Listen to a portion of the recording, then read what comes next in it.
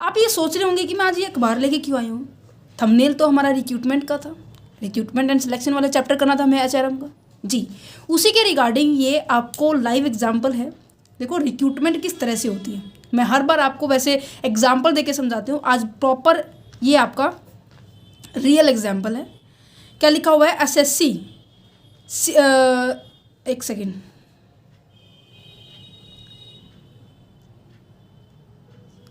क्या लिखा हुआ है, आजा भीतर बैठ जा जल्दी से।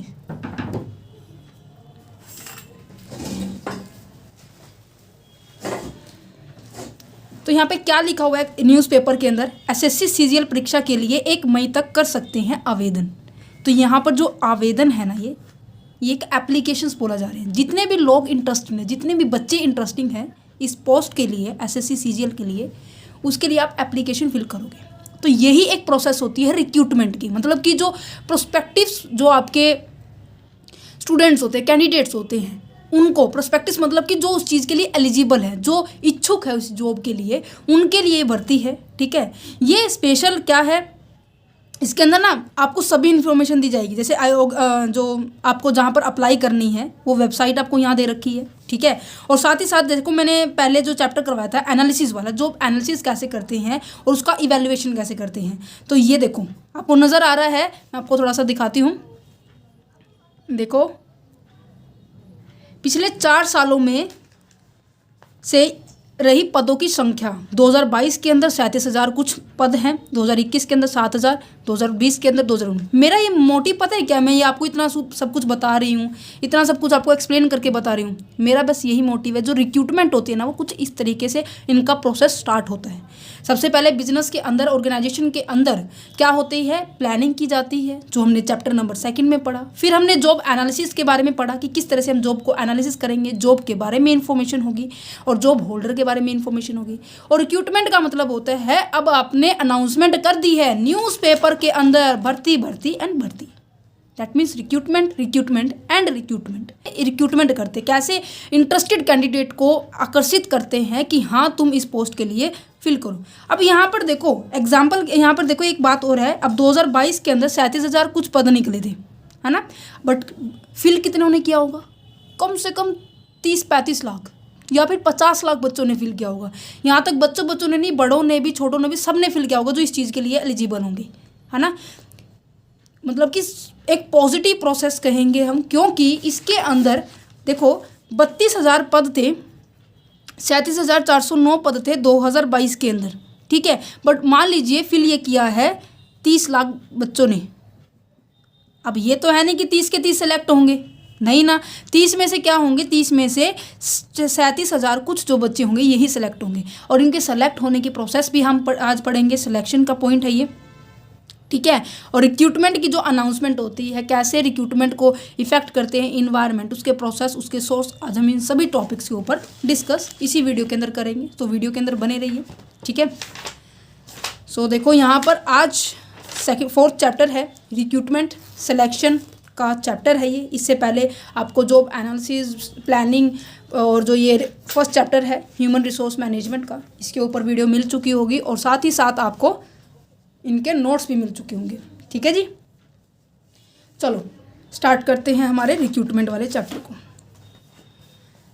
देखो जी, देखो रिक्रूटमेंट का मतलब समझते हैं, क्या है रिक्रूटमेंट, कैसे होती है रिक्रूटमेंट, उसको देखते हैं, ठीक है। सबसे पहले कहते हैं कि आपको ये पता होना चाहिए, जो रिक्रूटमेंट करने से पहले मैन पावर की प्लानिंग की जाती है, जो हमने ऑलरेडी डिस्कस कर लिया। आपको मैन पावर की प्लानिंग से लेकर उसके एंड तक का, मतलब कि उसको प्लानिंग से लेकर उसको इंडक्ट करने का, उसको रेम्यूनरेशन कंपनसेशन देने तक के काम ऑर्गेनाइजेशन का होता है। और इसके अंदर बहुत सारी प्रोसेस होती है। आपने प्लानिंग की, जॉब एनालिसिस किया, फिर हम रिक्रूटमेंट कर रहे हैं, फिर हम सिलेक्शन करेंगे, फिर हम ट्रेनिंग भी देंगे, डेवलपमेंट भी करेंगे, परफॉर्मेंस अप्रेजल भी करेंगे, ठीक है, प्रमोशन डिमोशन भी करना होगा। इन सभी चैप्टर्स को हम डिस्कस करेंगे 1 बाय, और ये एक तरह से प्रोसेस है, ठीक है। तो यहाँ पे हम रिक्रूटमेंट का मतलब समझते हैं, क्या है रिक्रूटमेंट का मतलब। रिक्रूटमेंट क्या है, एक प्रोसेस है, पहली बात तो ये समझो।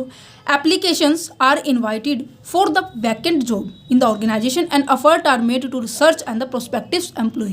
प्रोस्पेक्टिव एम्प्लॉय जो इंटरेस्टेड एम्प्लॉय है, उनको आकर्षित करना है कि ये वैकेंट जॉब के लिए वो अपने एप्लीकेशन को फिल करें, अपनी जो फॉर्म को क्या है फिल करें, ठीक है।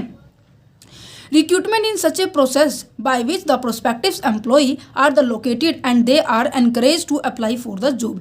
उन्हें एनकरेज किया जाएगा कि हाँ तुम लोग जो मतलब मान लीजिए जैसे एक ग्रुप होता है, मान लीजिए उस ग्रुप में 6 पर्सन है, ठीक है, उन 6 पर्सन में से 3 जने अप्लाई कर रहे हैं, 3 नहीं कर रहे हैं, तो 3 एक दूसरे से बात करेंगे, गॉसिप करेंगे कि हाँ भाई मैंने भी भरा है, क्या पता नंबर ही पड़ जाए, क्या पता ऐसे हो जाए, क्या पता ऐसे। आपको भी मैं सजेशन दूंगी, ये जो एसएससी सीजीएल का जो नोटिफिकेशन आया हुआ है अखबार के अंदर, आप सभी बच्चे जो भी इस चीज़ के लिए इंटरेस्टेड है, आप चाहते हैं कि हमारी पोस्ट इसके अंदर हो, तो आप भी फिल कर सकते हो। मैंने आपको ये इन्फॉर्मेशन दी, मैंने आपको मतलब प्रभावित किया कि हाँ ये इन्फॉर्मेशन है और 1 मई तक आप आवेदन कर सकते हो, 1 मई तक आप एप्लीकेशन फिल कर सकते हो।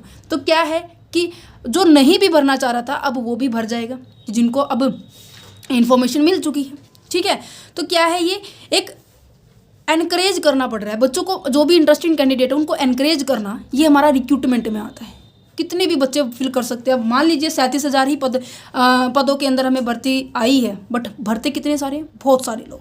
तो recruitment process aim to be developing and maintaining the manpower resources, ये इतना कुछ खास नहीं है, बट यहाँ पे आ जाइए। The process increase hiring the ratio, इस प्रोसेस में, रिक्रूटमेंट की प्रोसेस में क्या है, हायरिंग रेशो है, क्योंकि अब देखो चाहिए कितने लोग, हमें 37,000 चाहिए, बट आएंगे कितने, 30 लाख आएंगे। तो एक हायरिंग रेशो है, ये पॉजिटिव प्रोसेस है, जहाँ पर किसी को भी रोका नहीं जाएगा कि हाँ आपने क्यों फिल किया, आपने ऐसा क्यों किया, वो मतलब कोई एक्सक्यूज़ नहीं, ठीक है। जो भी एलिजिबिलिटी को क्लियर करता होगा, ठीक है,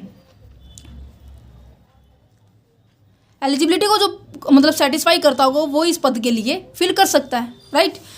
बट सिलेक्शन क्या है, हमारा नेगेटिव प्रोसेस है। क्यों, क्योंकि केवल और केवल 37,000 का ही सिलेक्शन होना है इन 30 लाख में से, because many of candidates are rejected and the best among them are selected. बहुत सारे लोगों को रिजेक्ट किया जाएगा और जो बेस्ट होंगे 37,409 ही बच्चों को क्या किया जाएगा, सेलेक्ट ही किया जाएगा, दैट्स इट। अब डेफिनेशन भी कुछ इन्हीं पॉइंट्स में से उठाई है मैंने। अब देखो क्या है डेफिनेशन, फिलिपो के according recruitment is a process. Recruitment क्या है, एक प्रोसेस है जहाँ पर हम सर्च करते हैं, मतलब ढूंढते हैं बच्चों को, कैसे बच्चों को, for a prospective employ and stimulating them to apply for the job in organisation. यहाँ पर स्टिमुलेशन का मतलब क्या है कि जैसे कि कोई भी ऐसी एक्टिविटी जो आपको कोई मोटिवेट कर रहा हो कोई काम करने के लिए। जैसे मैंने आपको यहाँ पर क्या दिखाया कि रिक्रूटमेंट आई है एसएससी सीजीएल के रिगार्डिंग, जो भी बच्चा इससे जो जॉब के रिगार्डिंग प्रिपरेशन कर रहा था, काफ़ी सालों से कर रहा था, अब इसने देखा कि हाँ ये न्यूज़ आई है, तो क्या हुआ, एकदम से उसके अंदर ऐसी मोटिवेशन से ऐसी एक्टिविटी जनरेट होगी कि हाँ अब मैं कल से और अच्छे से डेडिकेशन से काम करूँगा, या फिर कल से लाइब्रेरी ज्वाइन कर लूँगा। समझ रहे हो, मतलब कोई भी एक्टिविटी परफॉर्म करने के लिए जो आपके अंदर मोटिवेशन आता है। तो यहाँ पे कह रहे हैं कि recruitment is a process of searching for prospective employees and stimulating them to apply for a job in organisation. Organisation की जॉब के लिए आपको प्रभावित करती है कि हाँ आओ और आप फिल करो इस एप्लीकेशन को, ठीक है। इसके नेक्स्ट पॉइंट को पढ़ेंगे कि फैक्टर, ऐसे कौन कौन से फैक्टर है जो जब हम रिक्रूटमेंट करते हैं ना वो उनको इफेक्ट करते हैं। अब नॉर्मल सी बात है, जब भी हम फैक्टर अफेक्टिंग की बात करते हैं, किसकी, फैक्टर अफेक्टिंग, अब किसकी पढ़ रहे हैं हम, रिक्रूटमेंट की पढ़ रहे हैं। तो कम से ये 2 ही मेन आपको फोकस मिलेंगे, 2 चीज़ ही मिलेंगी। एक तो ऐसे फैक्टर होंगे जो आपकी क्या होंगे, एक्सटर्नल होंगे, ठीक है, और एक फैक्टर ऐसे होंगे जो इंटरनल होंगे। एक्सटर्नल फैक्टर से आप समझते हैं ना, एक्सटर्नल फैक्टर का मतलब होता है ऐसे फैक्टर्स जो कंपनी के, जो ऑर्गेनाइजेशन के आउट ऑफ कंट्रोल की बात करते हैं।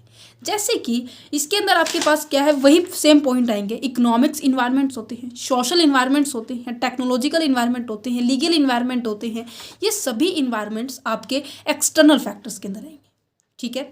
और इंटरनल फैक्टर्स के अंदर दैट मीन्स आपकी ऑर्गेनाइजेशन के विद इन। तो आप यहाँ पे इसका कीवर्ड लिख सकते हैं कि ऐसे इन्वायरमेंट, ऐसे फैक्टर जो क्या है आपके out of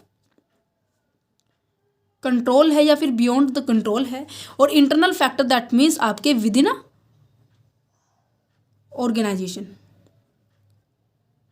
with in organisation आप इस चीज़ को परफॉर्म कर रहे हैं। दैट फैक्टर, उन फैक्टर्स को, उन प्रभावित करने वाले क्षेत्र को हम क्या कहेंगे, इंटरनल फैक्टर्स कहेंगे। अब इनके अंदर आते क्या क्या हैं, अब आपके ना माइंड में मैंने क्या बोला है, अब आपको इंटरनली मीन्स कि जो ऐसे फैक्टर्स जो ऑर्गेनाइजेशन के विद इन मीन्स कि ऑर्गेनाइजेशन के अंदर अंदर इफेक्ट करते हैं, तो नॉर्मल सी बात है ऑर्गेनाइजेशन की पॉलिसी होगी, राइट। ऑर्गेनाइजेशन में देने वाली जो सैलरी का जो सिस्टम होता है उनसे इफेक्ट पड़ेगी। ऑर्गेनाइजेशन की इमेज के कारण रिक्रूटमेंट के ऊपर इफेक्ट पड़ सकता है। ऑर्गेनाइजेशंस के जो इमेज हो गया जैसे, ठीक है। तो मीन्स कि ऑर्गेनाइजेशन के सभी ऐसे फैक्टर्स जो सभी एक्टिविटी इंक्लूड है, जैसे कि ऑर्गेनाइजेशन का साइज, उसके नेचर, उसकी पॉलिसी कैसी बनाई, उसके एम्प्लॉयमेंट के प्रमोशन की स्ट्रैटेजी क्या है, इन सभी फैक्टर से भी रिक्रूटमेंट इफेक्ट पड़ती है। क्योंकि नॉर्मल सी बात है, अब मैंने आपको 37,409 जो रिक्रूटमेंट का एग्जाम्पल दिया है, अगर किसी ऑर्गेनाइजेशन के अंदर अगर किसी ऑर्गेनाइजेशन के अंदर मान लीजिए 200 पोस्ट के लिए वैकेंसी निकली है, पहले अगर प्राइवेट सेक्टर है तो फर्स्टली हर एक एम्प्लॉय सोचेगा, हर एक पर्सन सोचेगा, अगर मैं हूँ तो मैं भी ये सोचूंगी, पहले उसका क्या देखूँ, स्ट्रक्चर देखूँ, उसका बैकग्राउंड चेक करूँ कि ऐसा क्या क्या वो पॉलिसी अप्लाई कर रही है अपनी ऑर्गेनाइजेशन में। ये तो नहीं है कि मैं उसके लिए हार्डवर्क भी करूँ उस ऑर्गेनाइजेशन में जाने के लिए, मैं एप्लीकेशन की फ़ीस भी मतलब पे करूँ, देन उसके बाद मुझे वहाँ से अच्छा बेनिफिट भी ना मिले, रिटर्न भी ना मिले मुझे अच्छा। तो ये सभी चीज़ें रिक्रूटमेंट के ऊपर इफेक्ट पड़ती है। कैसे करती है अब हम पढ़ेंगे वन बाय वन। सबसे पहले बोला है साइज ऑफ द ऑर्गेनाइजेशन। अब देखो साइज के बारे में क्या कह रहे हैं, अगर ऑर्गेनाइजेशन का साइज छोटा है, सबसे पहला पॉइंट क्या है, साइज के ऊपर है। अगर ऑर्गेनाइजेशन का साइज क्या है, छोटा है, ठीक है, तो नॉर्मल सी बात है थोड़े ही एम्प्लॉय की ज़रूरत होगी अगर हमें रिक्रूटमेंट करनी होगी तो, राइट। तो कम ही एम्प्लॉय की क्या हमें नीड पड़ेगी ऑर्गेनाइजेशन के अंदर, ठीक है। अगर साइज हमारे पास क्या है, बड़ा है, तो नॉर्मल सी बात है वो बड़ा साइज कैसे बना होगा, थोड़े छोटे से फिर और थोड़ा बड़ा होगा, फिर थोड़ा और बड़ा होगा, देन इसके पास पहुंचा होगा। दैट मीन्स ये एक वेल मेंटेन और वेल इस्टेब्लिशमेंट ऑर्गेनाइजेशन होगी जिसकी पहले ही ऑलरेडी क्या है, रेपुटेशन बनी हुई है, ठीक है। तो यहाँ पर जो लोग आएंगे वो बिना हिचकिचाहट के, बिना ऐसे एंजाइटी के कि हाँ यहाँ पर अगर हम गए तो हमें रिटर्न नहीं मिलेगा, ये क्वेश्चन तो उनके माइंड में नहीं आएगा। क्यों? क्योंकि वो इस लेवल से इस लेवल पर, फिर देन इस लेवल पे लार्ज ऑर्गेनाइजेशन पे पहुंच चुकी है, तो कहीं ना कहीं उसकी रेपुटेशन अच्छी मिलेगी। स्मॉल ऑर्गेनाइजेशन के यहाँ पे मैं दोनों एस्पेक्ट बता रही हूँ। अगर साइज छोटा है तो नॉर्मल सी बात है कम एम्प्लॉय चाहिए, अगर साइज बड़ा है तो आपको ज़्यादा एम्प्लॉय चाहिए। बड़ा एम्प्लॉय है, कारण क्या होगा, उसकी क्या है, गुडविल होगी, रेपुटेशन होगी, राइट। ये सभी चीज़ें क्या उसकी बहुत अच्छी होगी। अगर ये अच्छी है तो और जो ऑर्गेनाइजेशन में जो एम्प्लॉय होंगे वो जल्दी जल्दी इसके लिए अपने रिक्रूटमेंट के लिए एप्लीकेशन फिल करेंगे। तो यहाँ पे यही चीज़ें लिखी हुई हैं, क्या है कि रिक्रूटमेंट जो प्रोसेस है डायरेक्टली इन्फ्लुएंस्ड होती है किससे, साइज ऑफ द ऑर्गेनाइजेशन से। If the size of the organisation is small, अगर ऑर्गेनाइजेशन का साइज जो है छोटा है तो less employ will be needed to be recruitment, कम एम्प्लॉय की हमें ज़रूरत पड़ेगी। A developing and well establishment organisation need more employ for recruitment. अगर आपका ऑर्गेनाइजेशन क्या है, वेल डेवलप्ड है, बहुत साल हो गए उसको मतलब स्थापित हुए, तो क्या है उसके लिए हमें ज़्यादा एम्प्लॉय की ज़रूरत पड़ेगी। Concept clear. नेक्स्ट क्या है, organisational policy regarding the internal candidate. Internal candidate का मतलब समझते हैं। देखो मैंने ये कहा कि मेरे को 200 क्या है कैंडिडेट्स की जरूरत, मेरे को नीड है अपनी ऑर्गेनाइजेशन में। तो अगर ऑर्गेनाइजेशन की पॉलिसी ऐसी हुई कि सारे के सारे 200 एम्प्लॉई हम इंटरनल कैंडिडेट्स ही क्या करेंगे, रिसीव करेंगे। इंटरनल कैंडिडेट का मतलब क्या है, जो ऑर्गेनाइजेशन में ऑलरेडी क्या है, एक सेकेंड, ऑलरेडी एग्जिस्ट है, ऑलरेडी जो काम कर रहे हैं लोग, उन्हीं में से हमें छांटने हैं ये, तो उसे कहेंगे इंटरनल सोर्स ऑफ रिक्रूटमेंट। जब हम ऑर्गेनाइजेशन के अंदर से ही लोगों की भर्ती कर देते हैं पोस्ट पर, मान लीजिए क्या है ऐसे 4 व्यक्ति हैं जो एक लेवल पर काम करते हैं और इनमें से इस व्यक्ति की जो लेवल है, जो काम करने की कैपेबिलिटी है, परफॉर्मेंस है, वो बहुत अच्छी है, तो इससे जो ऊपर वाले लेवल पर मान लीजिए ये जो पोस्ट खाली है, तो ऑर्गेनाइजेशन क्या करेगी, इसी को अपॉइंट कर देगी बाहर के पर्सन को बुलाने की बजाय। तो इंटरनल सोर्स की बात ये होती है। अगर ऑर्गेनाइजेशन में ये पॉलिसी है कि हमें जब भी भर्ती करनी होगी इंटरनली सोर्स से ही करेंगे, तो इससे भी ऑर्गेनाइजेशन के ऊपर इफेक्ट पड़ेगा। कारण क्यों, अब ऐसे व्यक्ति भी होंगे जो इस ऑर्गेनाइजेशन में काम करना चाह रहे होंगे, बहुत से होंगे, क्योंकि अगर ऑर्गेनाइजेशन की गुडविल अच्छी है, रेपुटेशन है, रेपुटेड कंपनी है, तो कौन नहीं चाहेगा कि उस कंपनी में काम करना, कौन नहीं चाहेगा उसके अंदर एक्सपीरियंस लेना। है ना। बट उन्होंने सबने जो पब्लिक है ये उन्हें पता लग गया कि ऑर्गेनाइजेशन की पॉलिसी ही ये है कि आप इंटरनल ही ऑर्गेनाइजेशन के अंदर एम्प्लॉई को रिक्रूट करोगे, उनकी भर्ती करोगे, तो कौन उसके अंदर रिक्रूट करने के लिए मतलब भर्ती करने के लिए एप्लीकेशन करेगा? कोई भी नहीं करेगा, है ना।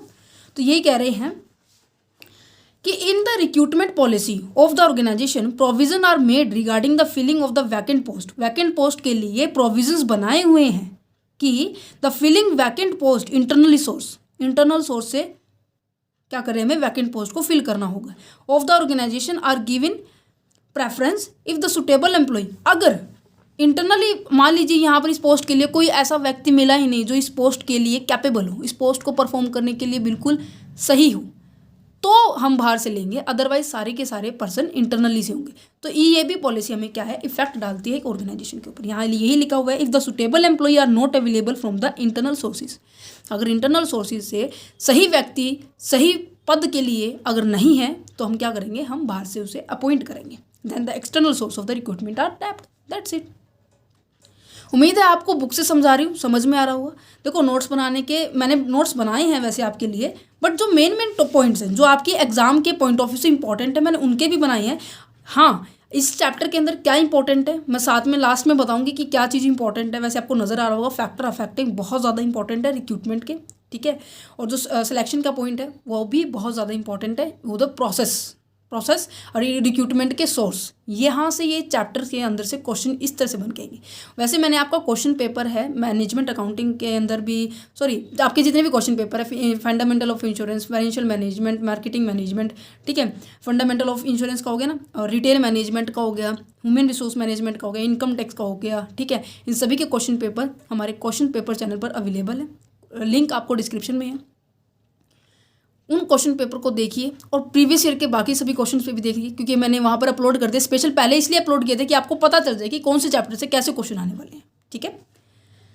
और बाकी जो चैप्टर्स के हैं, बाकी जो सिलेबस है आपका, जैसे मैनेजमेंट अकाउंटिंग का है और इनकम टैक्स का, वो साथ साथ चलता रहेगा। शॉर्ट वीडियो आ रही है साथ साथ। मैं पूरी कोशिश कर रही हूँ कि आपका सिलेबस कंप्लीट करवाऊँ। मुझे तभी खुशी मिलेगी जब आपका पूरा सिलेबस हो जाएगा। मैं मेरा अपना पूरा 100% देने की कोशिश कर रही हूँ, तो आप भी अपना 100% दीजिए। वीडियोज़ को देखिए, अपना सिलेबस कवर कीजिए, ठीक है। और इंतज़ार करो, क्योंकि टाइम लगता है भाई वीडियोस को अपलोड करने में, बनाने में। आपके लिए मतलब डिफरेंट चैप्टर स्टार्ट हो रहे हैं, डिफरेंट कोर्सेज के स्टार्ट हो रहे हैं, तो थोड़ा सा सब्र कीजिए, ठीक है। नेक्स्ट क्या है, organisational policy regarding the local candidate. Local candidate के लिए भी हमारे पास क्या है, काफ़ी सारे पॉलिसीज़ होती हैं, ठीक है। जो देखो क्या लिखा हुआ है, in the discharge of the obligations towards the society. हमारे पास क्या है, हमारी भी कुछ जिम्मेदारियाँ होती है, ऑब्लिगेशंस होती है हमारी सोसाइटी के प्रति। जो सोसाइटी में जो लोग रह रहे हैं ऑर्गेनाइजेशन की, वहाँ पे भी ऑब्लिगेशन जो जिम्मेदारी होती है। कैसी जिम्मेदारी होती है कि एक जो अच्छा बिजनेस है वो अपनी ऑर्गेनाइजेशंस के अंदर, अपने जो सोसाइटी के अंदर एक अच्छा रिलेशनशिप बना के चले। अगर अच्छा रिलेशनशिप बनाकर ही नहीं चलेगा तो क्या है, कौन उस कंपनी के अंदर आएगा? बिल्कुल भी नहीं आएगा, क्योंकि उन्हें ये पता है कि आप नॉर्मल जनरल वैसे ही नहीं ट्रीटमेंट अच्छा कर रहे हैं लोगों के साथ, तो क्या वो मतलब उस ऑर्गेनाइजेशन में आना लोग पसंद करेंगे? नहीं करेंगे। अगर उनकी लोकल मतलब अपने आसपास सोसाइटी के अंदर अच्छी रेपुटेशन है, तो नॉर्मल सी बात है ऑर्गेनाइजेशन के लिए वहाँ से कैंडिडेट उठाना बहुत इकोनॉमिक रहेगा, मतलब सस्ता रहेगा और बहुत अच्छा रहेगा। क्यों? देखो क्या लिखा हुआ है, a good business organisation give the preference to a local applicant at the time of the recruitment. Recruitment के टाइम वो अपने आसपास के, अपने इर्द गिर्द के जो लोग हैं उनको ज़्यादा देखे, क्योंकि वो नॉर्मल सी बात है ऑर्गेनाइजेशन के एम्प्लॉयज़ को अपने आसपास के लोगों के बारे में जैसे पता होता है। जैसे मैं आपका एग्जाम्पल दूँ, अगर मुझे आपके बारे में जानना होगा तो या तो मैं तुम्हारे पड़ोसी से पूछूंगी या तुम्हारे रिश्तेदार से पूछूंगी, राइट, कि तुम्हारा नेचर कैसा है, तुम सोसाइटी के रिगार्डिंग कैसे हो, अपने पेरेंट्स के रिगार्डिंग कैसे हो। तो समझ में आ रहा है? तो मतलब कि अपने आसपास से उठाओगे तो नॉर्मल सी बात है, आपको उसके वहाँ के एरिया के लोगों के बारे में पता होगा, तो एक थोड़ा सा इकोनॉमिक भी रहेगा, आपको ज़्यादा खर्चा नहीं करना पड़ेगा उन व्यक्तियों को अपॉइंट करने के लिए। Influence of the trade union. Trade union का मतलब पहले पता होना चाहिए, देन उसके बाद आपको ये सारा पॉइंट समझ में आ जाएगा। ट्रेड यूनियन क्या होता है? देखो यूनियन का मतलब होता है ग्रुप, और ग्रुप किसका होगा? पर्सन्स का होगा। जैसे क्लास के अंदर मान लीजिए 28 स्टूडेंट्स हैं, ठीक है। उन 28 स्टूडेंट्स का पूरा ग्रुप है और उस ग्रुप को रिप्रेजेंट करने के लिए एक या दो व्यक्ति ही होते हैं, है ना। इस पूरे ग्रुप को कहेंगे हम यूनियन। और ट्रेड यूनियन इसलिए कहा गया कि हर एक की अलग अलग यूनियन होती है, हर एक अलग अलग संगठन होता है और उन पूरे संगठन में से एक या दो व्यक्ति ही क्या किए जाते हैं, पूरे ग्रुप को अपने रिप्रेजेंट करते हैं। अगर इनको कोई समस्या है तो ये समस्या ये दो व्यक्ति ही अपने जो टॉप लेवल के मैनेजमेंट होंगे उसके सामने रिप्रेजेंट करेंगे। अब इसका क्या ऑर्गेनाइजेशन के ऊपर इफेक्ट पड़ता है भाई साहब? इसका ये इफेक्ट पड़ता है कई बार ये जो ट्रेड यूनियन है, अब देखो पूरा एम्प्लॉयमेंट जो एम्प्लॉय डिपार्टमेंट है वो एक तरफ है, ऑर्गेनाइजेशन के जो चीफ जो 1 2 3 4 पर्सन है वो एक तरफ है। अगर यही नहीं होंगे तो क्या ऑर्गेनाइजेशन में काम चल पाएगा? नहीं चल पाएगा। तो कई बार क्या है, ट्रेड यूनियन वाले भी प्रेशर बना देते हैं ऑर्गेनाइजेशन के हेड डिपार्टमेंट के ऊपर कि हम में से ही इन पोस्ट को फिल करो। तो कई बार ये भी, तो इसलिए क्या है, इनके साथ हमें अच्छा रिलेशनशिप बना के रखना चाहिए, ठीक है। नेक्स्ट क्या कहते हैं कि अगर मान लीजिए इनमें से ऐसा कोई पर्सन, क्या वही बात है, अगर कैपेबल नहीं है इस पर्टिकुलर पोस्ट के लिए तो बाहर से हम रिक्रूट कर पाएंगे। नेक्स्ट है government policy regarding the reservation. Reservation पता है क्या है, आपने देखा होगा, जैसे मैंने अभी आपको ये जो वैकेंसी के बारे में बताई, इसके अंदर भी कुछ एक परसेंटेज, कुछ एक क्राइटेरिया ऐसे होंगे कि 5% जो पोस्ट है वो रिजर्व है। किन कास्ट के लिए, किन पर्सन के लिए? जो एक्स सर्विसमैन होंगे, मतलब कि जो पहले ही किसी पद पर काम करते होंगे। आपने देखा होगा ना, आपने वैसे बहुत से फॉर्म फिल किए होंगे, आप ग्रेजुएशन में हो तो +2 लेवल के बहुत से फॉर्म फिल किए होंगे। तो ऐसे आपने देखने को मिला होगा कि 5% जो होंगे वो किसके लिए हैं? एक्स सर्विसमैन के लिए हैं। 10% क्या है? PWD वालों के लिए, PWD जो फिजिकल हेल्थ, जो फिजिकली फिट नहीं होते उन पर्सन के लिए होते हैं। तो ये क्या है, कि रिजर्व कैटेगरी के लिए होते हैं, ठीक है। रिजर्व कोटा बना दिया जाता है। इसी तरह से ऑर्गेनाइजेशन में भी होता है, गवर्नमेंट की पॉलिसी भी है कि किन कैटेगरी को किसके रिगार्डिंग किसको ज़्यादा रिजर्वेशन प्रोवाइड करनी है। यहाँ पे क्या है, कास्ट के रिगार्डिंग है, जैसे BCB, BCA, SC। मैंने पहले भी ये चैप्टर करवाया हुआ है, वैसे मेरे को लग रहा है, जिस हिसाब से मैंने एग्जाम्पल यहाँ लिखे हुए हैं, राइट। हाँ, मैंने करवाया हुआ है चैप्टर, बट आज हम फिर से करते हैं, ठीक है। नेक्स्ट क्या है, level of the production and the expansion. Production and expansion का मतलब क्या है? अगर कोई बिजनेस चाहता है अपने पहले क्या करता था, वो केवल 1000 यूनिट प्रोड्यूस करता था, ठीक है। अब ऑर्गेनाइजेशन चाहती है 1000 के बदले, इसने क्या किया, 2022 में 1000 यूनिट प्रोड्यूस की पूरे साल में, ठीक है। बट अब 2023 में उसने देखा कि ये तो सारी बिक गई थी मेरी 2022 में, वो भी नवंबर से पहले ही बिक गई थी, तो 2 महीने के लिए हमें और प्रोडक्शन करनी चाहिए। तो इसने क्या सोचा कि मैं आपकी बार 2500 का प्रोडक्शन करूँ, 2500 यूनिट का प्रोडक्शन करूँ। तो क्या कि इसने अपने प्रोडक्शन को इंक्रीज़ किया, तो नॉर्मल सी बात है हमें और इसके हिसाब से एम्प्लॉयमेंट करनी पड़ेगी।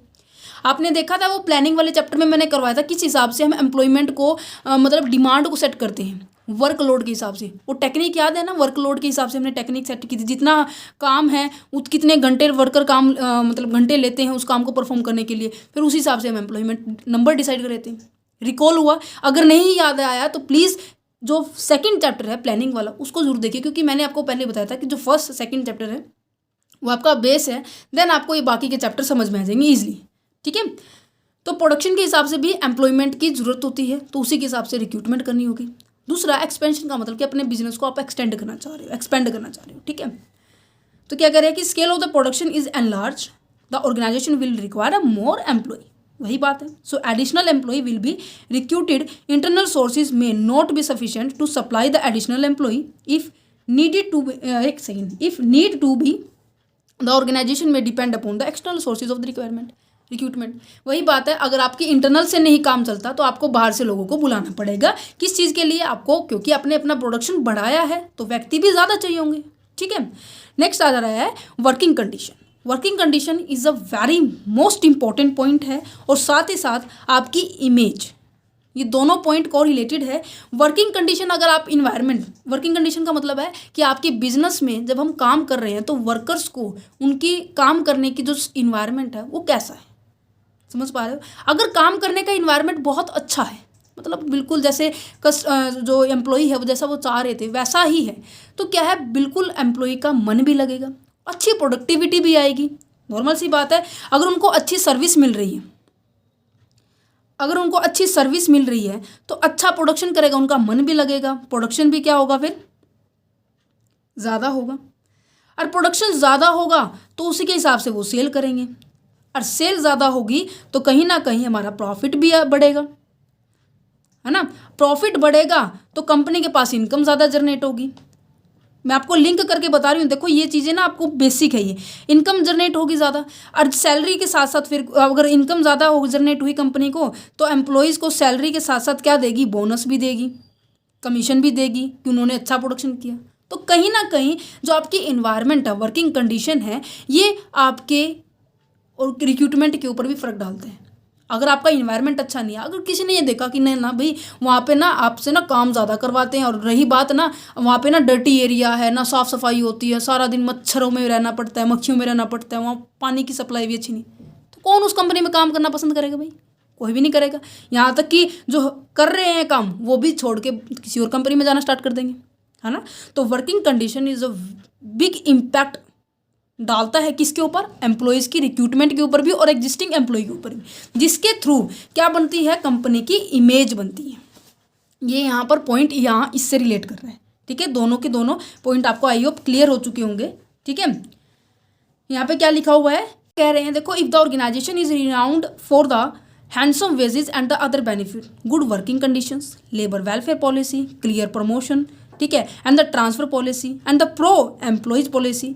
कहने का मतलब अगर ऑर्गेनाइजेशन के अंदर ये सभी चीज़ें, अब उनको अच्छी वेतन मिल रही है, अदर बेनिफिट्स मिल रही है, वर्किंग कंडीशन भी अच्छी है, और वर्कर लेबर की वेलफेयर के लिए भी अच्छी अच्छी पॉलिसी बना रखी है। जैसे कि इसके अंदर एग्जांपल आ सकता है कि जैसे 8 घंटे हमारे वर्किंग आवर होते हैं, तो 8 घंटे ही ऑर्गेनाइजेशन आपसे काम करवा रही है, और 8 घंटे के बदले 8 घंटे की ही आपको वेतन दे रही है, तो एक अच्छी बात है ना।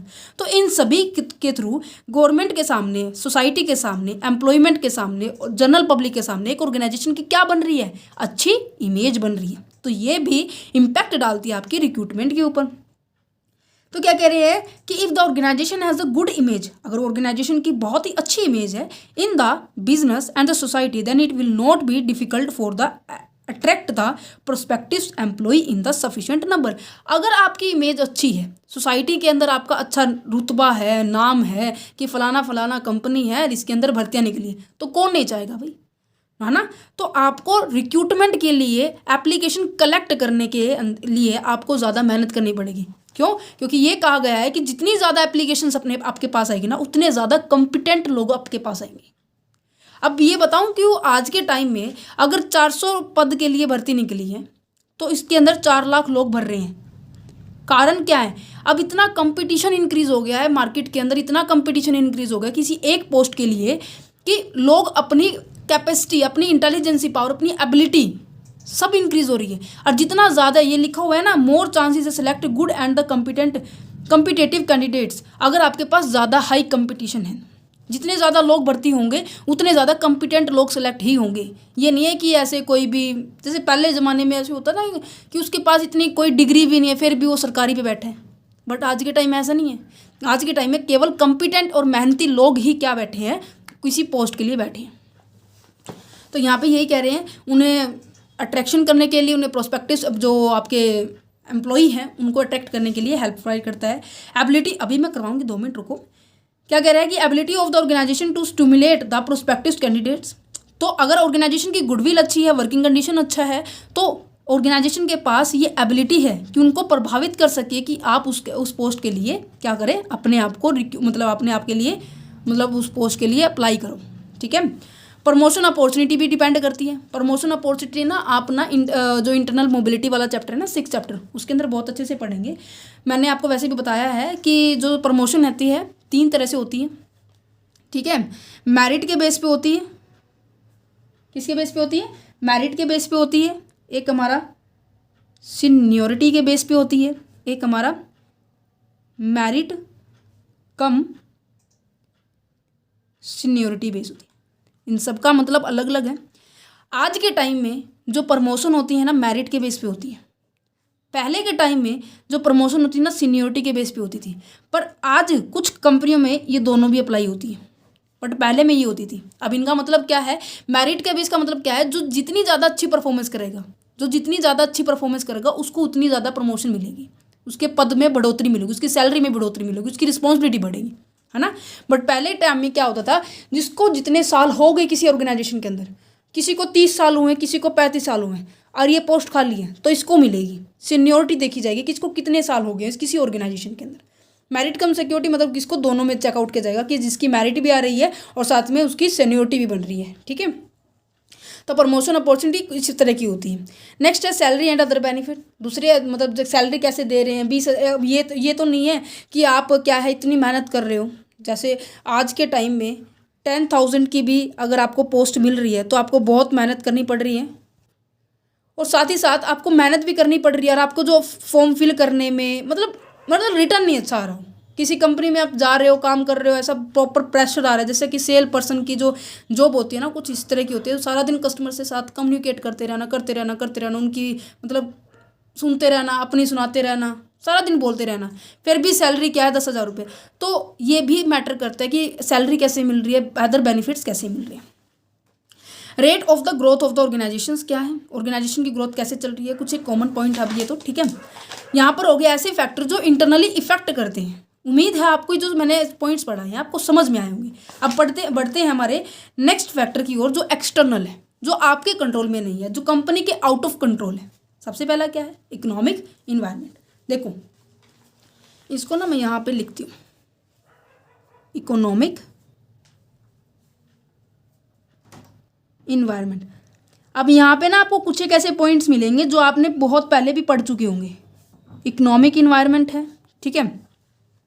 इकोनॉमिक इन्वायरमेंट किससे रिलेट कर रहा है, आर्थिक जहाँ पर क्या है मतलब कुछ पैसों से रिलेटेड बात की जा रही है। सबसे पहले इसका पॉइंट क्या है, demand and supply of the skill.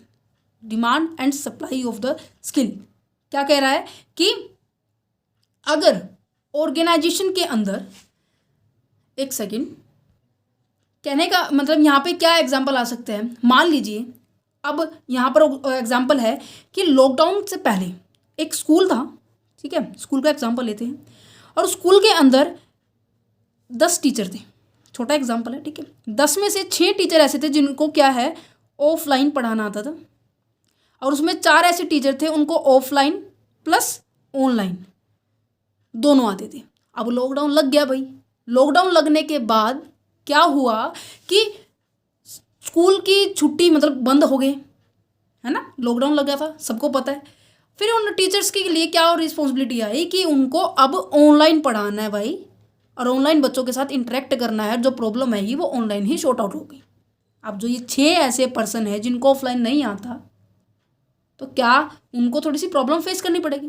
तो कहने का मतलब कंपनी के अंदर ऐसी बहुत सारी इवेंट्स आते हैं, बहुत सारे सिचुएशन आती हैं जहाँ पर नई मतलब एक्सटर्नल फैक्टर है, मतलब जिसके ऊपर आप कंट्रोल नहीं कर पा रहे हो, जिसके अंदर अगर मान लिया ये जो स्वॉट एनालिसिस आपने पढ़ा होगा, जैसे कि यहाँ पर अब ऑनलाइन ऑफलाइन का सिस्टम पड़ा है। अब स्कूल के पास अगर ये 4 टीचर भी नहीं होते तो कहीं ना कहीं बहुत ही बुरा इम्पैक्ट पड़ता स्कूल के ऊपर, कि वो ना तो पढ़ा पा रहा है, ना ही अगर पढ़ा रहा है तो अच्छी एफिशिएंसी के साथ नहीं पढ़ा रहा, अच्छी इफेक्टिवनेस नहीं आ रही उस चीज़ के अंदर। समझ पा रहे हो। तो क्या है उसकी ये वीकनेस बन जाएगी उसकी, और थ्रेट बन जाएगा कि मार्केट से मैं आउट हो जाऊंगा। तो जैसी भी ऑर्गेनाइजेशन के अंदर चेंजेस आ रहे हैं वैसे वैसे आपको अपने डाल लेना चाहिए। तो यहाँ पे क्या कह रखा है, एम्प्लॉयज़ की बारे में बात करें। अगर ऑर्गेनाइजेशन के अंदर स्किल्ड ह्यूमन रिसोर्सेज है, स्किल्ड ह्यूमन रिसोर्सेज है, तो बहुत ही क्रूशियल फैक्टर है, बहुत ही इंपॉर्टेंट फैक्टर है कि जनरेट कर सकता है एक मॉडर्न टाइम के अंदर हमारी सक्सेस को। With the expansion of the business across the global, the demand for the skilled labor had to exceed its supply. आज के टाइम में मार्केट जो कहाँ पहुँच चुकी है, मार्केट हमारी ग्लोबल एरिया पर। अब आपको पता है एमएनसीज कंपनी के अंदर क्या हो रहा है, नए इनोवेशंस टाइप के नई ग्रोथ हो रही है, नई डेवलपमेंट्स हो रही है, उसी के हिसाब से नई टेक्निक्स यूज़ की जा रही है ना। अगर वो टेक्निक्स उन एम्प्लॉयज़ को नहीं यूज़ करनी पड़े आई या फिर आती है तो क्या होगी, हमारी डिमांड जो है ज़्यादा होगी और as compare to your supply से। ठीक है, नेक्स्ट क्या कह रहा है, नेक्स्ट यहाँ पे पॉइंट्स क्या कह रहा है कि ये हो गया, ठीक है, यहाँ पे यही पॉइंट कह रहे हैं। नेक्स्ट क्या है, suddenly boom in the sector. Suddenly boom का मतलब एकदम से मतलब महंगाई आ जाना किसी पर्टिकुलर सेक्टर के अंदर। अब आपने देखा कि जो सैनिटाइज़र है और जो हैंड वॉश है उनके अंदर कितना ज़्यादा प्रोडक्शन हो गया, तो कितना ज़्यादा मतलब मारामारी हो गई थी कि हाँ यही यूज़ करना है अगर आपको कोरोना से बचना है, ऐसे करना है। तो उस सेक्टर में क्या आ गया था, तेज़ी आ गई थी। समझ पा रहे हो। तो इकोनॉमिक इन्वायरमेंट ऐसा है उनके अंदर उनको प्रोड्यूस करने के लिए हमें जो पर्सन चाहिए होते, है ना। स्पेसिफिक सेक्टर के अंदर एकदम से क्या आना, किसी राइट टैलेंट की नीड होना, तो वो भी बहुत इंपॉर्टेंट बात करता है। ग्रोथ अपॉर्चुनिटी भी प्रोवाइड करता है। अगर उस सेक्टर के पास मान लीजिए अगर स्कूल के अंदर 10 के 10 टीचर हमारे क्या है, क्या पढ़ाते हैं, ऑनलाइन भी पढ़ाते हैं, ऑफलाइन भी पढ़ाते हैं, तो हमारे पास एक ये अपॉर्चुनिटी आती है कि हम यूट्यूब पे भी अपना पढ़ाना शुरू कर देते हैं, यूट्यूब से भी पढ़ाना शुरू कर देते हैं। जूम ऐप भी चलता था, स्काइप ऐप भी चलता था, मतलब काफ़ी सारे ऐप्स थे जो हमने यूज़ किए थे जब हमने पढ़ाया था बच्चों को। तो क्या है, अगर स्कूल के अंदर टीचर्स ऐसे होते कि सबके पास सबको ऐसी नॉलेज होती, तो ये ऑर्गेनाइजेशन के पास क्या होती, अपॉर्चुनिटी होती है, स्ट्रेंथ बन जाती है कि आप मार्केट में सर्वाइव कर पा रहे हो। ठीक है। सोशल इन्वायरमेंट की बात की जाए तो आप कैसे कम्युनिकेट कर पा रहे हो अपनी सोसाइटी के अंदर, कैसे अपने रिलेशनशिप बना पा रहे हो। तो इमेज ऑफ द फर्म, अगर फर्म को अपनी अच्छी इमेज बनाने में अगर सक्सेसफुल है तो well and good. Level of education, मतलब कि एजुकेशन का लेवल भी बहुत ज़्यादा इंपॉर्टेंट है, क्योंकि अगर जब भी किसी पर्सन की रिक्रूटमेंट होती है वहाँ पर एजुकेशन सिस्टम बहुत ज़्यादा इंपॉर्टेंट रोल प्ले करता है। या क्या लिखा हुआ है कि level of education indicate where a person will seek employment irrespective his interest and aspiration. It is a quite common for to see the people who receive the highest level of the education run after white collar job and the, कहने का मतलब अगर कोई बढ़िया मतलब education system है, अब मान लीजिए कोई एक ऐसा व्यक्ति है जिसने पीएचडी कर रखी है, ठीक है, और एक ऐसा है जिसने 10th ही कर रखी है, किसकी जॉब अच्छी मिलेगी, इसकी वाइट कॉलर की जॉब मिलेगी। वाइट कॉलर की जॉब मतलब जिसमें आपको फिजिकली मेहनत नहीं करना पड़ा हो, जस्ट मेंटली वर्क करना पड़ा हो। यहाँ पर क्या ऐसा काम करना पड़ेगा, मेंटली वर्क करना पड़ेगा। बट अगर 10th के पास करके आप किसी पोस्ट पे लगे हुए तो वहाँ पर हम क्या कहेंगे, ब्लू कॉलर जॉब है ये। ठीक है, ब्लू कॉलर का मतलब आपको जहाँ पर फिजिकल वर्क करना पड़ रहा है, फिजिकली मेहनत करनी पड़ रही है। ठीक है। नेक्स्ट क्या है आपका टेक्नोलॉजिकल इन्वायरमेंट।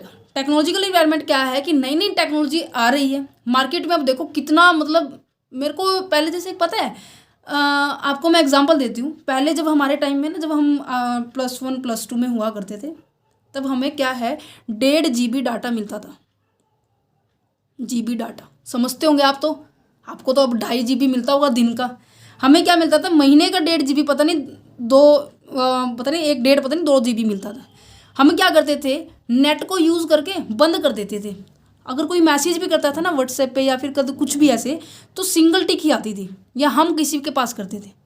पर आज के टाइम में ऐसा कोई भी सिंगल पर्सन नहीं होगा जिसके पास अगर आप मैसेज करते हो ना डबल टिक नहीं आ जाता। सीन चाहे कभी करे बट डबल टिक जरूर आ जाएगा। कहने का मतलब अब क्या है, जो वो है ना, क्या नाम लेते उसको, नेट है, अब आप लोग सभी ओपन रखते हो, इवन मैं भी अब रखती हूँ। ठीक है, तो क्या है ये, क्या है चेंज आ रहा है। टेक्नोलॉजी जैसे जैसे बढ़ती आ रही है वैसे वैसे आप क्या है, वैसे भी आप क्या है इनोवेशन करते जा रहे हो, मतलब बढ़ोतरी होती जा रही है आप लोगों की। ठीक है, ये था मतलब कि कैसे हमारा युग बदल रहा है। यहाँ पे टेक्नोलॉजी के साथ साथ हमारा युग भी बदल रहा है। क्रॉस फंक्शन स्किल क्या मतलब क्या है, आपको आपके ऑर्गेनाइजेशन के अंदर ऐसी सभी तरह की स्किल होनी चाहिए कि जैसे ही इन्वायरमेंट में चेंज आए आप उसी की तरफ बढ़ने के लिए आप कैपेबल हो जाओ। समझ में आया? ठीक है जी। टेक्नोलॉजी इन्वायरमेंट का कहने का मतलब कि आप जैसा भी सिचुएशन आ जाए वैसे ही आप ढलने के लिए जल्दी से रेडी हो जाए। पॉलिटिकल इन्वायरमेंट आप समझ रहे होंगे कि आप राजनीतिक क्षेत्र की बात की जा रही है। राजनीतिक क्षेत्र की क्या की जा रही है, बात की जा रही है। स्वदेशी डिमांड, स्वदेशी डिमांड का मतलब पता है कि अपने ही देश के कंपनी की प्रोडक्ट्स को केवल यूज़ करना, बाहर वाली कंपनी के प्रोडक्ट्स को ना यूज़ करना। जैसे कि आपको पता है एमएनसीज क्या है, मल्टीनेशनल कॉरपोरेशन जो सेक्टर है वहाँ पर सबसे ज़्यादा मतलब टॉप लेवल की कंपनी है ये। अगर आप यहाँ से सामान लेना बंद कर देंगे ना, एमएनसी से अगर आपने सामान लेना बंद कर दिया और आप ये कह रहे हो कि केवल डोमेस्टिक कंपनी से ही सामान खरीदो, तो कितना फ़र्क पड़ जाएगा। डोमेस्टिक कंपनी वालों को कितने लोगों की भर्ती करनी पड़ेगी भाई साहब। अगर ऐसा हो गया ना तो अपने देश की जो अनएम्प्लॉयमेंट है ना वो कम हो जाएगी, मुझे यकीन हो रहा है।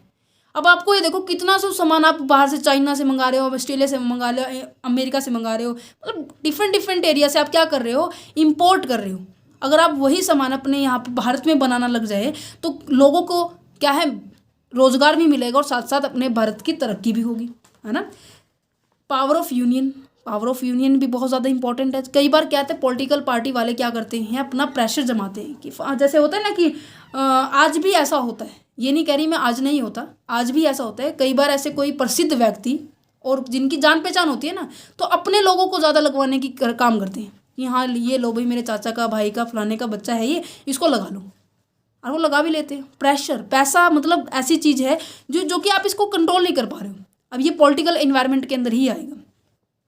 नेक्स्ट है legal environment. Legal environment that means आप recruitment through the employment exchange.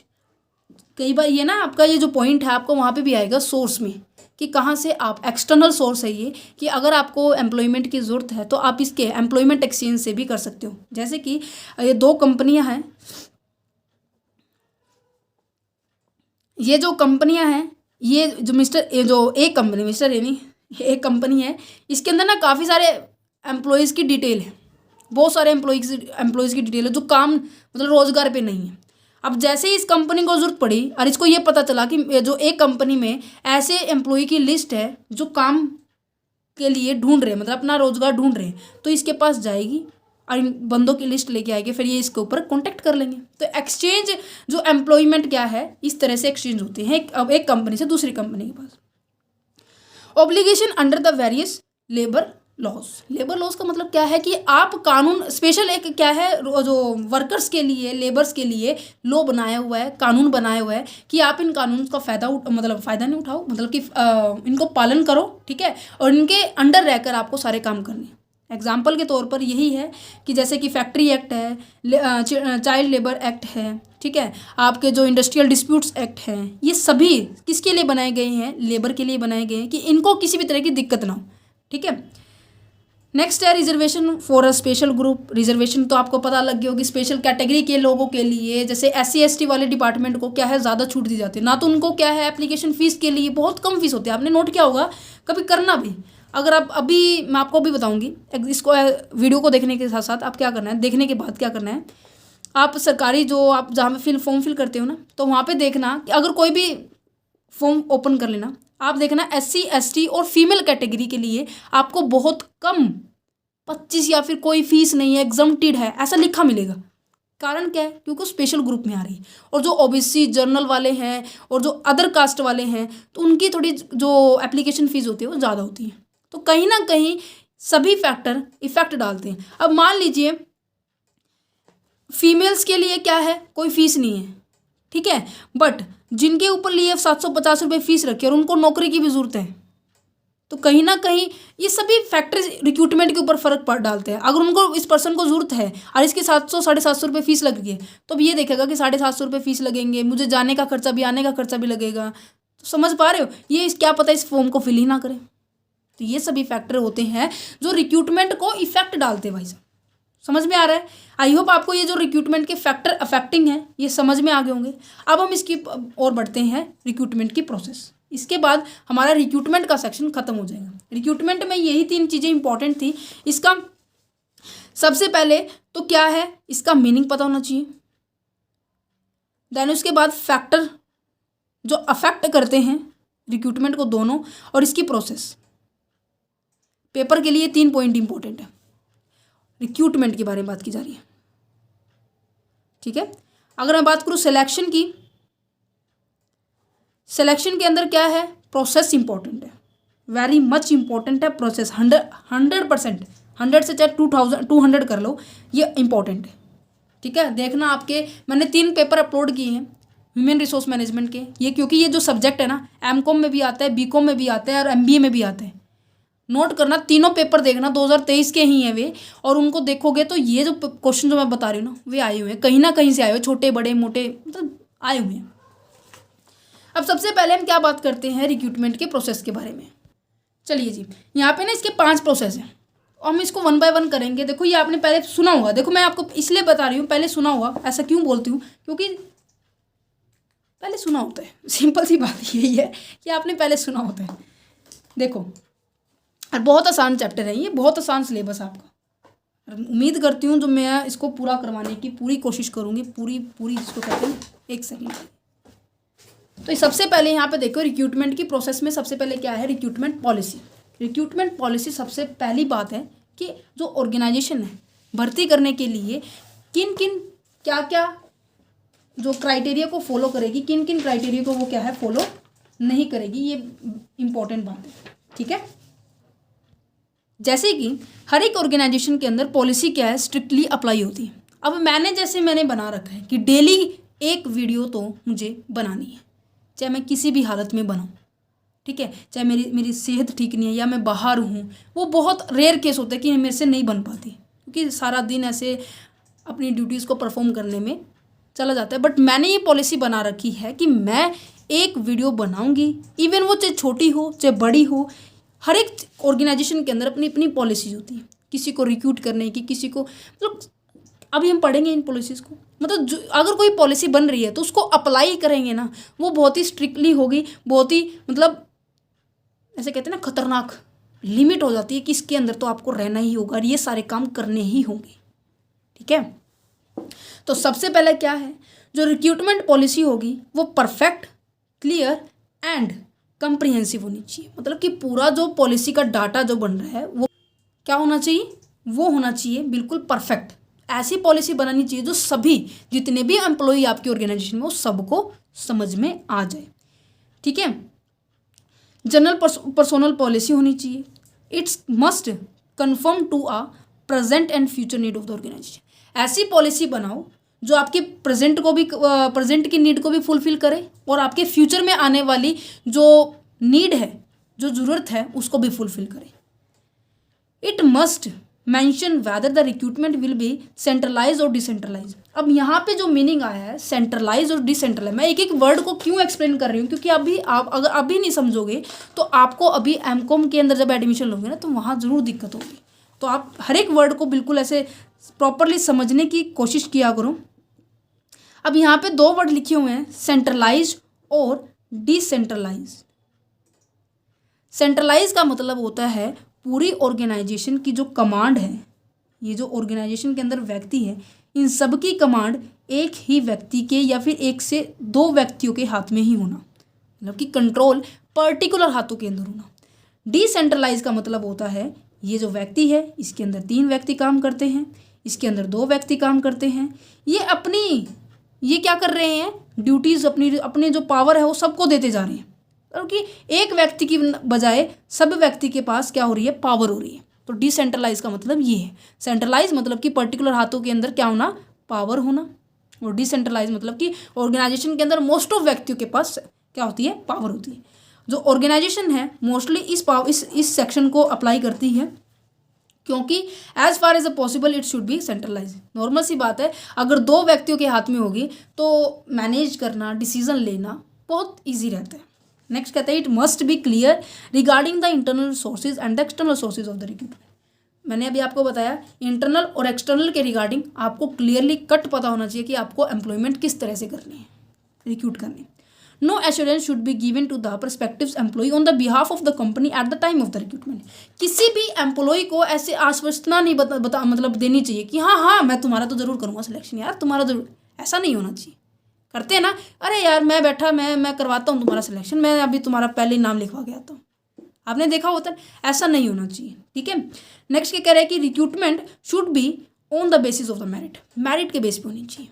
ये नहीं है कि आपकी जान पहचान है, आपने कई बार एग्जाम के अंदर भी देखा होगा, जिसकी जान पहचान होती है ना तो वो कहते हैं कि हाँ भाई इसको बता देना ये फलाने का बच्चा फलाना ऐसे ऐसे ऐसे होता है ना, ऐसे नहीं करना चाहिए। हमेशा अपनी एबिलिटी के हिसाब से अपना काम देना चाहिए। वो अलग बात है कि आपको मिलता है नहीं मिलता, वो अलग बात है, बट अपनी मेहनत तो करो ना, ठीक है। नेक्स्ट क्या है, recruitment policy should be frame in the light of the recruitment policy of the other organisation and that is a government recruitment policy. क्या कह रहा है कि जब हम पॉलिसी बनाने जा रहे हैं तो हमें क्या करना चाहिए, दूसरी ऑर्गेनाइजेशन को भी देख के बनानी चाहिए। अब ये नहीं है कि आपने सैलरी रख दी है 20,000 30,000 एक ऐसे पोस्ट के लिए कि दूसरी कंपनी उसी पोस्ट के लिए 10,000 दे रही हो, नुकसान है ना आपको। आप प्रॉपरली एनालिसिस करोगे, प्रॉपरली देखोगे कि साइड वाली मार्केट में, साइड वाली बिजनेस में इसी पोस्ट के लिए कितनी सैलरी दे रही है और क्यों दी जा रही है। आप प्रॉपरली एनालिसिस करोगे और गवर्नमेंट की पॉलिसी भी देखोगे कि गवर्नमेंट की पॉलिसी इसके रिगार्डिंग क्या है। मतलब कि चारों ओर 360 डिग्री की ओर आपने ऐसे देखना होगा कि हाँ ये भी चल रहा है, ये भी चल रहा है, मार्केट में ये भी आ गया, ये भी आ गया। समझ पा रहे हो। एम्प्लॉय को भी देखना है, सोसाइटी को भी देखना है, अपने इन्वायरमेंट को भी देखना है, दूसरी कॉम्पिटिटिव ऑर्गेनाइजेशन को भी देखना है, सभी को देख के देन पॉलिसी बनेगी। ठीक है, अभी हम पॉलिसी बना रही हैं। अब अभी सोचो मत कि हाँ रिक्रूटमेंट हो रही है, पॉलिसी बना रहे हैं, ऐसा ऐसा कुछ होना चाहिए, ये ब्लूप्रिंट है, ठीक है। ये कहते हैं ना कि आपको मैप दिखा दो, रास्ते पे हम पहुंच जाएंगे, ये रास्ता है, ठीक है। क्या कह रहे हैं, policy regarding the promotion and transfer should be clear होना, मतलब कि जितना भी जो भी काम करो ना बिल्कुल प्रॉपरली डिस्टिंक्ट होना चाहिए, मतलब कि डिफ्रेंशिएट कर पाओ आप इस चीज़ को, ठीक है। क्लियर होना चाहिए, हर एक पर्सन को उसके बारे में नॉलेज हो। अगर आप बना रहे हो तो ईजिली अंडरस्टैंडेबल हो, आपको जो समझ में आ रहा है वही सेम मीनिंग में दूसरे को भी समझ में आना चाहिए, ठीक है।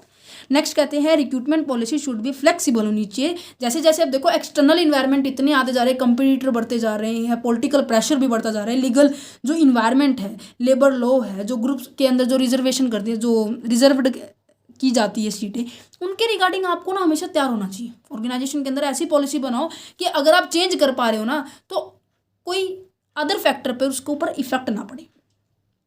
Recruitment policy should B ensure that achievement of the individual objective along with the employment objective. ऐसी पॉलिसी भी, ऐसे ऑब्जेक्टिव भी बनाओ कि पर्सनल ऑब्जेक्टिव के साथ साथ हमारे ऑर्गेनाइजेशन के ऑब्जेक्टिव भी अचीव हो जाए, ठीक है। पॉलिसी शुड बी डायनामिक, यही बात आ गई, फ्लेक्सिबल होनी चाहिए, ठीक है, कोऑर्डिनेशन होना चाहिए। आई होप आपको ये जो पहला पॉइंट है रिक्रूटमेंट पॉलिसी का ये समझ में आ गया। अगर वीडियो अभी तक जिन जो बच्चे टिके हुए हैं तो मैं आपसे हम्बल रिक्वेस्ट करूँगी वीडियो को पूरा देखिए, क्योंकि इसके अंदर आपका 30 नंबर का जो पेपर है ना कंप्लीट हो जाएगा, ठीक है। तो ये वीडियो बहुत ज़्यादा इंपॉर्टेंट है और तभी मैं इतना डीपली समझा रही हूँ कि एक एक वर्ड का मीनिंग समझा रही हूँ कि आपको एग्जाम में किसी भी तरह की दिक्कत ना हो। नेक्स्ट क्या है, forecasting of the man power recruitment. अब फोरकास्टिंग का मतलब क्या होता है, अनुमानित लगाना। मैन पावर मीन्स की जो व्यक्ति हैं रिक्रूटमेंट में जो भर्ती कर रहे हैं।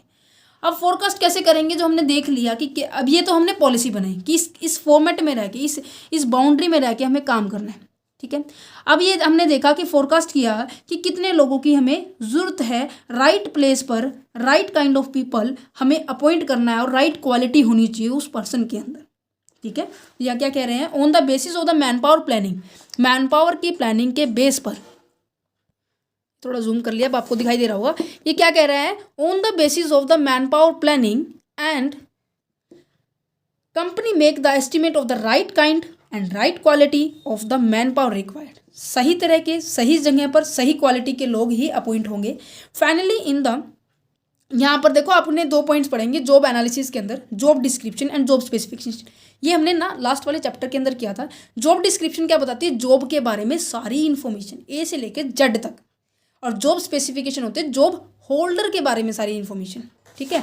हम इसको सेट करेंगे, देन इसके बाद आ जाता है सोर्सेज ऑफ द रिक्रूटमेंट। ये point, this point is a very much important for the 4 marks के लिए। इवन वो चाहे किसी भी यूनिवर्सिटी के स्टूडेंट है, DU के हैं, PU के हैं, CU के हैं, या फिर MDU के हैं, KU के हैं, CRSU के हैं, CDLU, CBLU, JGU, कोई भी यूनिवर्सिटी हो, ठीक है, उन सभी के लिए जो क्वेश्चन है, ये जो चैप्टर है बहुत ज़्यादा इंपॉर्टेंट है।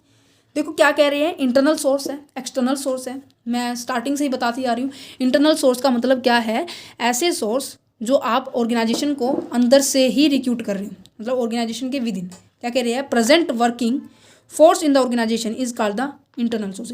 ऑर्गेनाइजेशन के अंदर ही अंदर जो व्यक्तियों को अगर हम अपॉइंट कर रहे हैं उनमें से, अभी मैंने आपको यहाँ पे एग्जाम्पल दिया ना, एक सेकेंड, यहाँ पे एग्जाम्पल दिया ना, अगर इन्हीं पर्सन में से इस पोस्ट पर हमें रिक्रूट करना है तो इसे हम कहेंगे, क्या कहेंगे, इंटरनल रिक्रूटमेंट कहेंगे। अब यहाँ पर इसके मेरिट्स पढ़ लेते हैं। एक सेकेंड, मेरिट की बजाय हम पहले यहाँ पर ही पढ़ते हैं। यहाँ पर देखो, एक good recruitment policy is a one of that give the preference to the existing employ. ये कहते हैं कि एक अच्छी रिक्रूटमेंट पॉलिसी क्या है, अगर हम पहले क्या कर रहे हैं, एग्जिस्टिंग एम्प्लॉय को प्रेफरेंस दे रहे हैं अपनी वैकेंट पोस्ट को फिलअप करने के लिए। External source are tapped only when capable employees are not available for the internal sources. हम बाहर वाले मतलब आउटसाइडिंग सोर्सेज से तभी एम्प्लॉय बुलाएंगे जब अगर हमारे पास ऑर्गेनाइजेशन के अंदर ही ऐसे एम्प्लॉय नहीं मिल रहे हैं, ठीक है। Promotion, transfer, demotion of the existing employ is the organization constitute में internal sources of the recruitment. हम अंदर से ही सब चीज़ें करेंगे। ये हम ना, ये जो सारे पॉइंट्स हैं, ये तीनों पॉइंट है ना, आपके चैप्टर नंबर ना 6 में आते हैं, वहाँ डिस्कस करेंगे डीपली, ठीक है। इंटरनल सोर्सेज को हमने काफ़ी सारे पार्ट्स में डिवाइड किया हुआ है। परमानेंट वर्किंग एम्प्लॉई है, टेम्परेरी वर्किंग एम्प्लॉयड है, रिटायर्ड वर्किंग एम्प्लॉई है, मतलब ये सभी इसके अंदर पार्ट्स हैं। मेरिट डिमेरिट्स आप पढ़ सकते हो, बहुत ईजी है, ठीक है।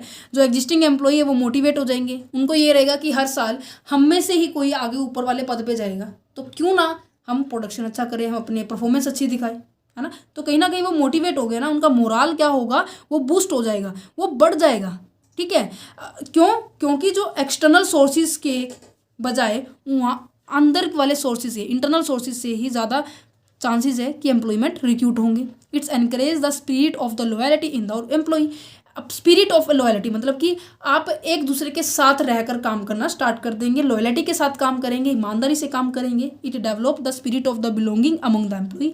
आपस में क्या है, रिलेशनशिप, मतलब कि एक कोई कोऑर्डिनेशन बना के काम करना शुरू कर देंगे कि हाँ, हमें ऑर्गेनाइजेशन का उद्देश्य पूरा करना है, जिसकी वजह से हमारा भी प्रमोशन होगा और ऑर्गेनाइजेशन का तो होगा ही होगा, है ना। नेक्स्ट क्या है, employ do their work within a more dedication. वही बात है, घुमा फिरा कर ज़्यादा मोटिवेशन होगा, उनका मोराल बूस्ट हो जाएगा, सभी को ये पता चल जाएगा कि हमारे में से ही कोई ऊपर वाली पोस्ट पे जाएगा, तो क्यों ना कोई ना, कौन नहीं चाहेगा ऊपर जाने के लिए, इसकी पोस्ट की बढ़ोतरी करने के लिए, रिस्पॉन्सिबिलिटी, सैलरी, बोनस, इंक्रीमेंट सब बढ़ जाएगा, तो सारे काम करने स्टार्ट हो जाएंगे, है ना। एक्सटर्नल सोर्सेज की बात की जाए, एक्सटर्नल सोर्सेज होता है जब हमारी ऑर्गेनाइजेशन के अंदर से काम नहीं चल रहा, भाई ऐसा पर्सन मिल ही नहीं रहा जो चार्टेड अकाउंटेंट है, ऐसा पर्सन मिल ही नहीं रहा जो मैनेजर एमडी की उन्होंने क्वालिफिकेशन कर रखी है, एमडी की नॉलेज होने, ऐसा पर्सन नहीं मिल रहा, तो हम कैसे सिलेक्ट करेंगे, एक्सटर्नल सोर्सेज से, मतलब कि बाहर वाले सोर्सेज से, समझ पा रहे हैं। तो हमारे पास ये 10 सोर्सेज हैं जहाँ से हम क्या करेंगे, बाहर से व्यक्तियों को अपॉइंट करेंगे। सबसे पहले हमारा क्या है, एजुकेशनल इंस्टीट्यूशन। एजुकेशनल आपके यहाँ पे कॉलेज में भी होता होगा, वैसे मोस्टली डीयू और पीयू यूनिवर्सिटी में मैंने देखा है कि वहाँ पर जो बच्चों को ना कॉलेज टाइम में ही लेके चले जाते हैं। लेके चले जाने का मतलब कि एक सेकेंड, हाँ, लेके चले जाने का मतलब क्या है कि उनकी परफॉर्मेंस को देखते हुए टीचर्स ही कहते हैं कि हमारी क्लास के अंदर ये बच्चे हैं जो अच्छा परफॉर्म कर रहे हैं, उनको नॉलेज है, ऐसे है, तो कंपनी प्लेसमेंट वहीं से कर देती है उनकी, ठीक है। तो क्या कह रहे हैं कि higher level vacant post can be filled by the establishment contact with the management, college, university, technical institutions. इनके साथ क्या है, इन ऑर्गेनाइजेशन का कॉन्टैक्ट होता है, मैनेजमेंट के साथ कॉन्टैक्ट होता है, जिससे क्या है, प्लेसमेंट वैकेंसी हर साल निकलती रहती है। एडवर्टाइजमेंट, अब देखो मैंने आपको न्यूज़पेपर दिखाया, ये देखो मैंने आपको न्यूज़पेपर दिखाया, इस न्यूज़पेपर के जरिए भी आपको क्या की जा रही है, एडवर्टाइजमेंट की जा रही है कि देखो हमें क्या चाहिए, एम्प्लॉयमेंट चाहिए, हमें एम्प्लॉय चाहिए, इतनी इतनी भर्तियां निकली थी, इतना इतना हमें करना है, 1 मई तक आप क्या कर सकते हैं, आवेदन कर सकते हैं। ये क्या है, एक्सटर्नल सोर्सेज है, हमने न्यूज़पेपर का यूज़ किया, ठीक है। तो ये न्यूज़पेपर एडवर्टाइजमेंट की हेल्प से क्या हो सकते हैं, लार्ज नंबर के एम्प्लॉय तक हम अट्रैक्ट कर पाएंगे, ठीक है। Vacant post are announce through the different print and the electronic media like that newspaper, magazine, journal, television, radio, सभी के थ्रू हम क्या कर सकते हैं, अपनी इन्फॉर्मेशन को लोगों तक पहुंचा सकते हैं। एम्प्लॉयमेंट एक्सचेंज, आपको पता चल गया कि एक कंपनी से दूसरे कंपनी के पास एम्प्लॉय जाना। प्रोफेशनल एसोसिएशन क्या होता है, कुछ एक ऐसे प्रोफेशनल कंपनीज होती है, प्रोफेशनल जो पीपल होते हैं जो केवल और केवल उन व्यक्तियों का डाटा रखते हैं जिनका जो अनएम्प्लॉयमेंट है। एग्जाम्पल के तौर पर अब देखो, मोस्ट ऑफ बच्चों ने सक्षम योजना में, मेरे को अभी कल ही परसों पता चला कि सक्षम योजना में भी लोगों को क्या दिया जाता है, रोजगार दिया जाता है ना, दिया जाता है ना। जिन जिन बच्चों ने सक्षम योजना में अप्लाई कर रखा है, तो उनकी क्वालिफिकेशन के हिसाब से क्या कर रहे हैं, वो क्या कर रहे हैं, वो लोगों की भर्ती कर रहे हैं, वो भी एक सोर्स है। देखो सबने कर रखा होगा, जिन्होंने +2 बेस पे कर रखा होगा उनको सैलरी मिलती है कुछ महीने की, है ना, और उनको उनके क्वालिफिकेशन के हिसाब से रिक्रूटमेंट दे देंगे। अगर कोई ग्रेजुएशन लेवल का, उनको बैंक में या फिर क्लरिकल वर्क करने के लिए या फिर डॉक्यूमेंट ऐसे असेस करने के लिए उन्हीं की डिपार्टमेंट में, क्या पता उन्हीं की डिपार्टमेंट में रख ले, तो ये क्या है, प्रोफेशनल एसोसिएशन कुछ इस तरह की होती है जो केवल इन्हीं तरह के एम्प्लॉय का डाटा रखती है जो अनएम्प्लॉयमेंट है। और जब किसी ऐसे ऑर्गेनाइजेशन को चाहिए जिनको लोगों की ज़रूरत है, तो वो डाटा वहाँ ट्रांसफ़र कर देती है, ठीक है। नेक्स्ट क्या है, ट्रेड यूनियन है, कैजुअल एप्लीकेंट है, ठीक है। Suitable employ can be selected from the among this candidate and when there is a vacancy. ये सभी ऐसे पॉइंट्स है ट्रेड यूनियन में से भी। अब देखो मैंने एक बताया ट्रेड यूनियन क्या है, कि एक ग्रुप ऑफ द पीपल है जो क्या कर रही है, लोगों की रिक्रूटमेंट कर रही है, सॉरी क्या है यहाँ पे, ट्रेड यूनियन का मतलब क्या है कि आपके यहाँ पर ग्रुप है, इस ग्रुप को पूरा रिप्रेजेंट करती है 2 पर्सन, इसको बोला ना मैंने ट्रेड यूनियन। क्या पता है इनमें से ही ऐसे व्यक्ति हों जो मान लीजिए 3 व्यक्ति ऐसे हैं जो अनएम्प्लॉयमेंट है या फिर इनकी फैमिली में से अनएम्प्लॉयमेंट है, तो ये ट्रेड यूनियन वाले भी ये कहेंगे कि ये लो हमारे पास डाटा है, आप इन व्यक्तियों को क्या कर लो, अपॉइंट कर लो। ठीक है। नेक्स्ट क्या है, लेबर कॉन्ट्रैक्ट्स। कॉन्ट्रैक्ट भी होता है कि आप हर साल में हमें इतने एम्प्लॉयमेंट प्रोवाइड करेंगे। ठीक है। Recruitment at the factory gate, आपने कई बार देखा होगा जब आप क्या करते हो, एग्जाम दे के आके कहीं पे ना एग्जाम देने गए होंगे आप, कभी कभी ना कभी तो गए होंगे। ठीक है। तो एग्जाम देने के बाहर ना वो क्या होता है, एंट्री गेट पे ना एक ऐसा मतलब पर्सन बैठा होता है जो किसी कंपनी का होता है। आप एजुकेशन सेक्टर का ही एग्जाम्पल दूंगी, मैंने बहुत बार देखा है जब बच्चे एग्जाम दे के बाहर निकलते हैं ना, तो जो कोचिंग सेंटर वाले होते हैं ना, ऐसे पैम्पलेट पकड़ाते हैं कि हमारे यहाँ पर ये इसकी तैयारी करवाई जाती है, 30 दिन में हम ये कर देंगे, 30 दिन में वो कर देंगे, ऐसे वैसे, है ना, ऐसे दी जाती है। तो वो भी क्या है, एक एडवर्टाइजमेंट है, वो बच्चों को अट्रैक्ट करने का है कि हमारे यहाँ पर ये सर्विस प्रोवाइड की जाती है और इतने ही पैसों में की जाती है, तो आप हमारे पास आओ, विजिट करो। समझ पा रहे हो। इसी तरह से भर्तियों की होती है, रिक्रूटमेंट की होती है। जब भी कोई वर्कर्स हर एक फैक्ट्री के सामने, हर एक फैक्ट्री के जब बाहर निकलते हैं ना, तो वहाँ पे ना पैम्पलेट पकड़वाते हैं, ऐसे पेज पकड़ाते हैं कि इस ऑर्गेनाइजेशन में ये भर्ती निकली हो, आपको ये सर्विस देंगे, ऐसे एसी रूम देंगे, फलाना फलाना फलाना, इतनी फैसिलिटी प्रोवाइड कर देते हैं। और उन फैसिलिटी को देखते हुए लोग दूसरी कंपनी के पास चले जाते हैं। तो recruitment at the factory gate, factory gate पे। ठीक है। कैंप लगा के भी किया जाता है कई बार, तो यहाँ भी इसमें पॉइंट ही लिखा हो, कैंप लगा के भी दिया जाता है। फ्रेंड्स रिलेटिव के थ्रू भी हम क्या कर सकते हैं, एम्प्लॉयमेंट को रिक्रूट कर सकते हैं, या फिर किसी अदर सोर्स से, employ of the other organization से। किसी में सरप्लस है, ठीक है, किसी में एम्प्लॉय बहुत ज़्यादा है, किसी में कम है, तो ऐसे एडजस्टमेंट होती है। जैसे कि होता है ना कि हर एक स्कूल का एक दूसरे के साथ कनेक्शन होता है, यहाँ से वहाँ, यहाँ से वहाँ, यहाँ से वहाँ, तो ऑर्गेनाइजेशन के थ्रू ऑर्गेनाइजेशन भी एक दूसरे के थ्रू कन्वर्सेशन होती है, बातचीत होती है कि आपके ऑर्गेनाइजेशन में अगर ज़्यादा व्यक्ति हैं तो आप हमें प्रोवाइड कर दो। That's it. ये था ऑर्गेनाइजेशन के सोर्सेज का। देखो ये क्यों इंपॉर्टेंट है, क्योंकि यहाँ से क्वेश्चन बनता है एक्सटर्नल और इंटरनल सोर्सेज के।